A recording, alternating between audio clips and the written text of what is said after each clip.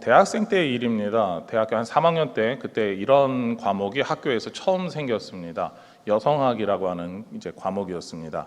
그 여성학 과목이 생기면서 저는 이제 처음에 이런 욕심이 있었습니다. 좀 여자에 대해서 잘 이해하고 그러면 좀 친해지는데 좀 도움이 되지 않을까. 그런 욕심에 강의를 들어갔습니다. 근데 이제 아시는 분이 이제 있겠지만 저는 이제 총신대학교 신학과를 나왔기 때문에 이제 말이 이제 여성학이지 실제로는 여성과 가정에 대해서 조금 더 가로 열고 성경적으로 바라본이라고 하는 그런 말이 들어가야 되는 그런 여성학이었습니다. 그러니까 여자들은 이런 거 좋아해라는 말보다 하나님께서 원하시는 여성, 조금 더 나아가서 하나님께서 원하시는 가정은 우리가 어떻게 만들어 가야 되나라는 이야기를 주로 다루셨습니다. 특히 이제 교수로 오셨던 그 사모님께서 이제 전공을 하시고 여성학 관련돼서 전공을 하시고 그리고 성경적 관점으로 이렇게 이야기하는 그런 이야기들을 들으면서 하나님께서 원하시는 가정, 그리고 조금 더 나아가서 하나님께서 원하시는, 조금 더 거창하게 표현해 창조 세계의 질서를 위해서 내가 좀 한 가지 일조를 할 수 있지 않을까, 그런 생각을 좀 해보았습니다. 그러면서 이제 내가 하나님께서 원하시는 그런 삶에 대해서, 특히 가정에 대해서 어떻게 판단 내려볼 수 있을까 등 고민하다가 좀 여성에 대해서 좀 더 관심을 갖게 되는 계기가 되었습니다. 그 전까지 관심 갖는 거는 그냥 나랑 같이 살 수 있는 사람 정도로 개념이었다면 하나님께서 원하시는 이 삶을 이끌어가는데 어떠한 사람들일까라고 하는 조금 더 그 의미 쪽에 가까워졌던 것 같습니다. 오늘 이제 제가 이제 몇 주 동안에 성경에서 나오는 좀 더 중요한 여성들에 대해서 이렇게 살펴보려고 합니다. 그리고 하나님께서 그 여자분들을 통하여서, 그 여성분들을 통하여서 어떠한 가정을 이뤄가기를, 그리고 하나님 나라를 어떻게 이뤄가기를 원하셨는지에 대해서 같이 고민하고자 합니다. 오늘 그 첫째 시간으로 이제 사라에 대해서 좀 살펴보려고 합니다. 성경에는 여러 사람들의 스토리가 나오고 있고요. 그들의 삶을 통해서 하나님과 어떻게 살며 어떠한 관계에 있어야 하는지에 대해서 다루고 있죠. 바로 그들의 믿음 이야기를 통해서 하나님께서는 이러한 삶을 살아가길 원하신다라는 이야기를 하고 있습니다. 이런 믿음의 선배들한 이야기에 대해서 대부분 남성입니다. 남성들에 대한 이야기입니다. 그렇지만 성경에서는 여성들도 다루고 있습니다. 특히 고대 사회가 남성 중심의 사회였고 남성들의 역할이 중요하게 여겼던 사회에서 여성들의 이야기를 한다라고 하는 것은 상당히 특별한 일입니다. 성경에서 하나님께서 아담을 먼저 창조하시고 아담은 하나님과 언약을 맺었습니다. 이렇게 인류가 시작했기 때문에 남성이 더 많이 나오는 것은 지극히 정상적인 일입니다. 그래도 성경은 남성의 이야기만 다루지 않습니다. 다시 강조하지만 여성의 이야기도 있는데요. 우리가 잘 아는 것처럼 드보라와 같이 사사로 섬긴 여성도 있습니다. 그리고 바세바처럼 다윗 왕의 아내가 되었고 후에 솔로몬이 왕이 되는 데 있어서 영향력을 발휘한 그런 여성도 있습니다.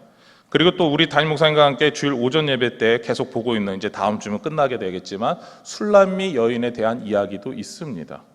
그 모든 여성들에 대한 이야기를 들을 때 우리가 조금 몇 가지 알 수 있는 게 있습니다. 그것은 이름이나 가족관계 등에 대해서 알 수가 있습니다. 물론 술람미 여인과 같이 특정하게 부르는 호칭은 있지만 그 사람의 이름이 뭐였지? 라고 우리가 아가서를 들으면서 막상 이름을 난 모르겠습니다 라고 할 만큼 잘 모르는 여성들도 있습니다. 우리가 성경에 나오는 여성들을 보다 보면 한 가지 의문이 생기는데, 그럼 도대체 이 사람은 몇 살 때 아이를 낳았을까? 라는 의문을 갖는다면 그 의문에 대해서 답해 줄 수 있는 여성이 너무나도 없습니다. 언제 태어났고 언제 죽었는지에 대해서도 알 수가 없습니다. 어디서 태어나고 어디서 죽었는지도 알 수가 없습니다. 대부분의 남성들, 좀 중요한 사람들은 그런 이야기가 있는데, 그런데 어떻습니까? 많은 여성들에 대해서는 그런 이야기를 다루고 있지 않습니다. 오늘 우리가 받은 말씀은 이러한 여성들과 달리 좀 특별한 여성입니다. 성경에서 나이와 사망한 곳을 정확하게 말할 수 있는 어쩌면 유일하다라고 표현해도 거짓말이 아닐 만큼 그런 특별한 사람입니다. 바로 사라입니다. 사라의 프로필을 한번 보겠는데요. 우리 전체 화면을 통해서 보면 이름은 사라입니다. 원래 사레였지만 사라로 바뀌었습니다. 출생지는 갈대아 우르로 추측할 수 있습니다. 창세기 11장 28절에 보게 되면은 하라는 그 아비 데라보다 먼저 고향 갈대아인의 우르에서 죽었더라. 이걸로 추측했을 때 갈대아 우르가 고향이구나를 우리는 알 수가 있습니다. 가족 관계를 보게 되면 아버지는 데라입니다. 오빠가 아브라함이고 남동생이 하란입니다. 여기서 이제 한 가지 의문이 생기죠. 오빠인데 오빠와 결혼했습니다. 아브라함이 이복 동생인, 그러니까 엄마가 다르죠. 엄마가 다른 여동생인 사라와 결혼했습니다. 그것이 창세기 20장 12절에 나오는데요.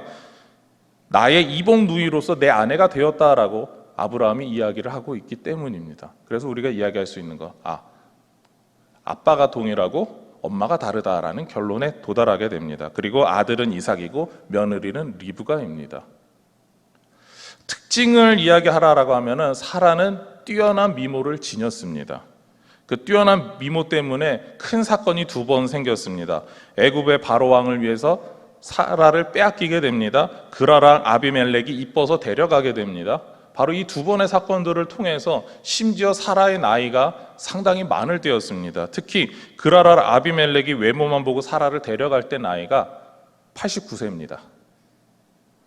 그때도 사람들이 이뻐가지고 데려가려고 하는 그런 뛰어난 미모의 소유자였습니다. 그런데 사라에게 있어서 안타까운 것은 난임 혹은 불임의 체질이었다라는 것이죠. 얼굴은 이쁜데 사람들이 봤을 때 혹하고 반하는 여성인데 임신이 안 된다라고 하는 것, 상당히 좀 심각한 문제가 있었겠죠. 그렇지만 하나님의 은혜로 90세에 이삭을 출산하게 됩니다. 그리고 127세에 사망하게 되죠. 그리고 사라는 마므레 앞 막벨라굴에 장사되게 됩니다. 다시 말씀드리지만 사라의 프로필을 보면은 성경에 나오는 수많은 여성들과 다른 점이 있습니다. 여러분들은 무엇이 가장 특별하다라고 생각하십니까? 이름을 바꾼 것이 특별하다고 생각하시나요? 가족관계의 그 문제들, 여러 가지 그 당시 풍습에 따라 그렇게 했을 수도 있지만 그런 가족관계의 모습이 좀 특별하다고 생각하십니까? 아니면 외모가 좀 특별하다라고 생각을 하십니까? 제가 생각할 때 가장 특별한 것은 사라의 나이가 언급되는 것이고 사라를 매장했다라고 하는 그 장소를 이야기한다라는 겁니다. 성경에서 어떠한 여자도 몇 살에 죽었는지 그 매장지가 어디인지 아무도 잘 이야기하지 않습니다. 심지어 하와에 대해서, 하와의 삶에 대해서 이야기를 할 때 하와가 아담과 살았는데 언제 죽었습니까? 보면 아무도 모릅니다. 몇 살 때 죽었는지 모릅니다. 자녀가 몇 명 있었는지, 아들 셋은 우선 확실하게 있는 것 같은데 그 이상 몇 명을 낳았는지조차도 알 수가 없습니다.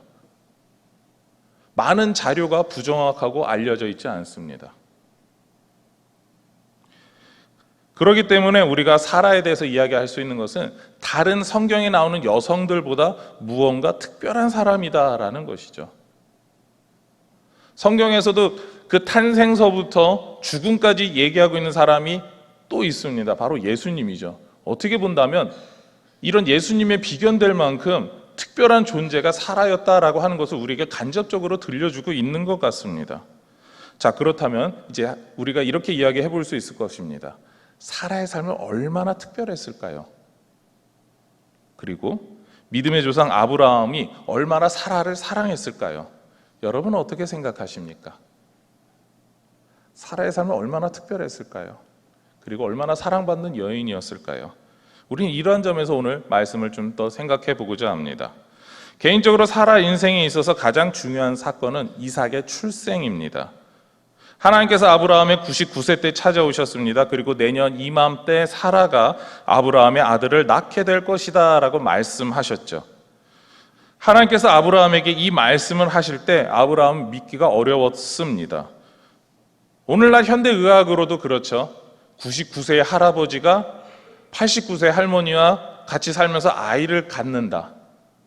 거의 불가능한 일입니다. 심지어 우리 89세 할머니다라고 하면은 오늘날 이미 폐경기를 지나서 갱년기도 끝났고 이제 그냥 나는 여자가 아니라 그냥 외모만 여자라고 이야기할 만큼 정말 연세가 좀 드신 상황입니다. 그런데 하나님께서 오셔서 내년에 아이를 확실히 낳을 수 있다라고 말한다면 쉽게 믿어지지 않습니다. 만약에 현대의학으로 그것이 가능합니다라고 누군가 말하면 몇몇 사람들은 저 의사 거짓말쟁이구나 라는 생각을 할 정도입니다. 그만큼 불가능한 일이었다라는 것이죠. 그러나 하나님은 확실히 하실 수 있는 분이십니다. 천지를 창조하신 하나님께서 반드시 할 수 있는 일이었죠. 아브라함은 그런데 이것을 믿지 못했다라는 것이죠.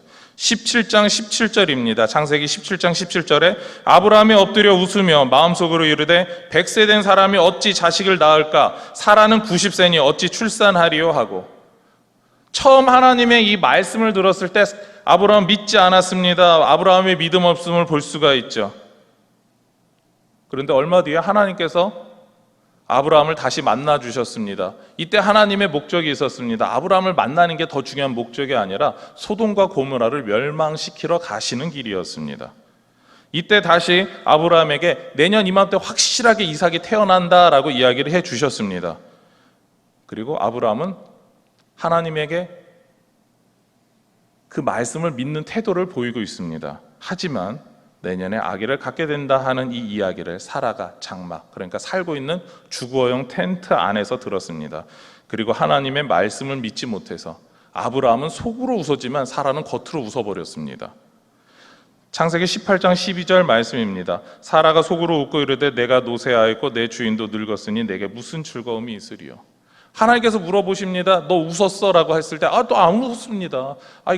무슨 아이를 낳는다고 제가 그런 생각하면 웃었겠습니까? 라고 하는 게 사라의 반응이었습니다. 불가능한 일이다라는 것이죠. 그런데 한번 좀 사라의 일생을 한번 생각해 보시기 바랍니다. 사라는 아브라함과 결혼했습니다. 그리고 90세가 다 되는, 거의 다 되어가는 이 시점까지 아이가 없었습니다. 당시 사람들의 결혼 연령 20세 혹은 그 이전일 거죠. 그러면은 대략 한 70년간 결혼 생활을 유지했다라고 한다면 그 기간 동안에 아이가 없었습니다. 당시 사회에서 아이가 없는 것이 신의 저주다라고 말하는 때였습니다. 특히 유대인들, 이 사람들의 관점에서는 더 심했겠죠.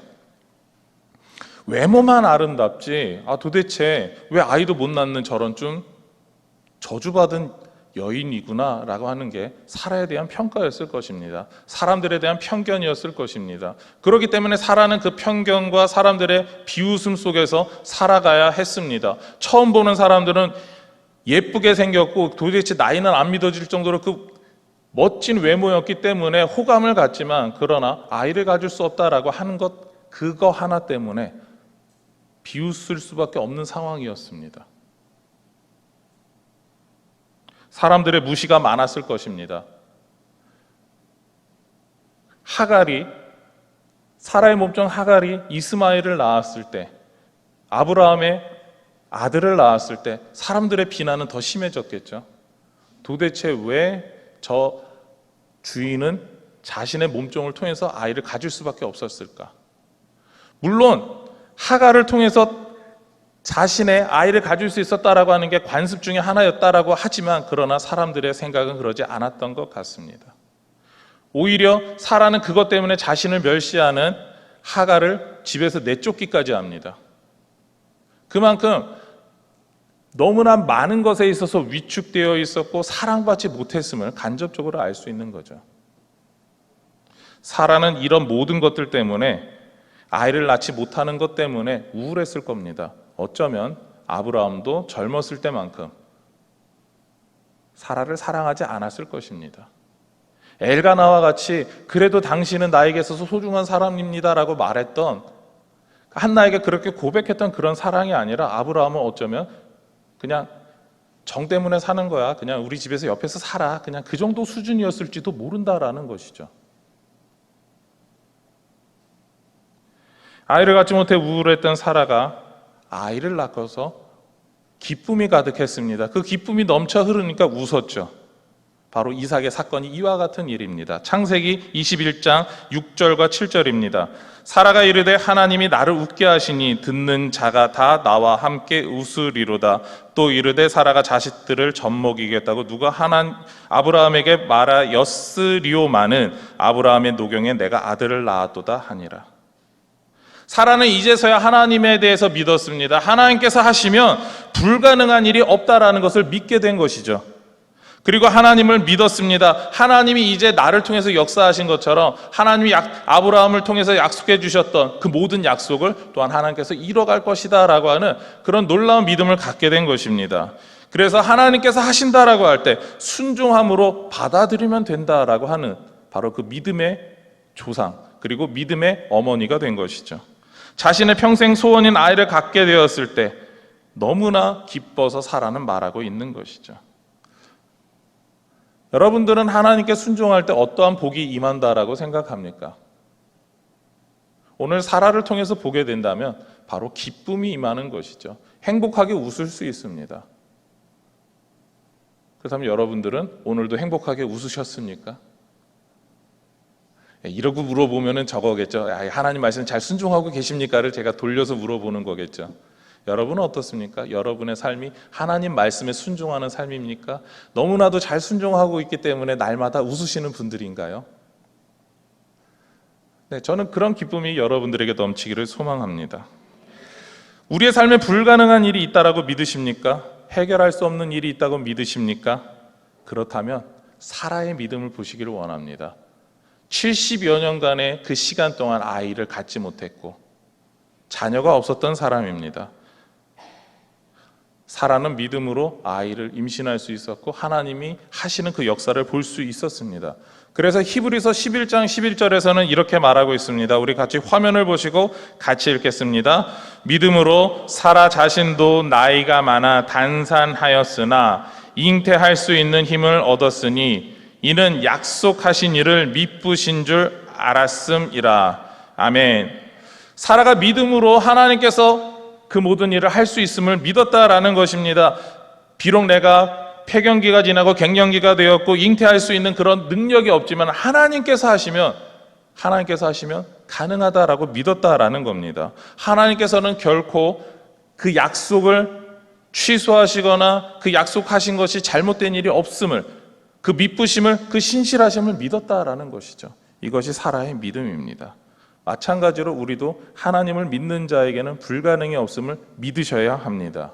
하나님께서 여러분들에게 약속하신 것처럼 여러분들을 통해서 사용하신다라고 했으면 분명히 사용하십니다.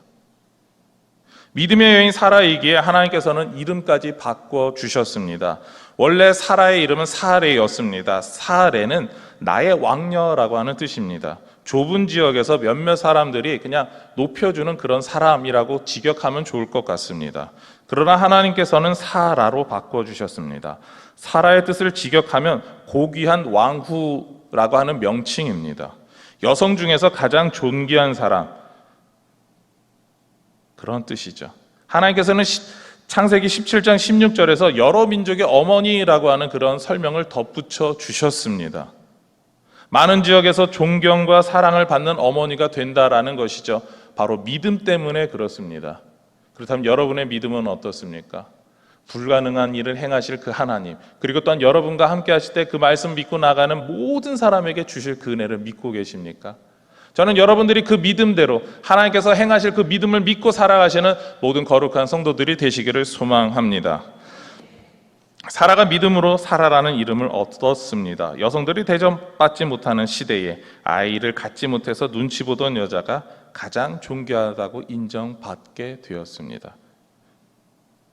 믿음 때문에 그러하다라는 것이죠. 사라는 믿음으로 순종하며 살았습니다. 오늘 오후에 나오신 모든 분들이 믿음으로 그렇게 존귀하게 되시기를 소망하며 축원합니다. 기도하시겠습니다.